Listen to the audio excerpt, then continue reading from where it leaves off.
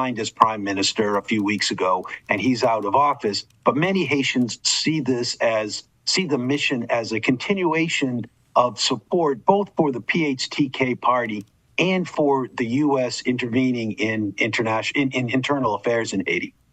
I mean, what it does feel like is that because there's so much domestic opposition, frankly, to America putting U.S. troops on the ground in Haiti, that the Kenyan troops have become a sort of a workaround. It goes not unnoticed that Kenya is one of the largest recipients of U.S. aid.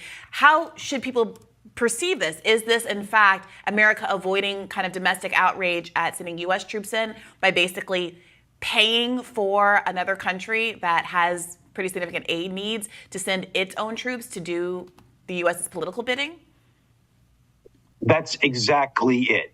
And the Biden administration, for very good reason, does not want cell phone videos of American troops doing that shooting during an election year.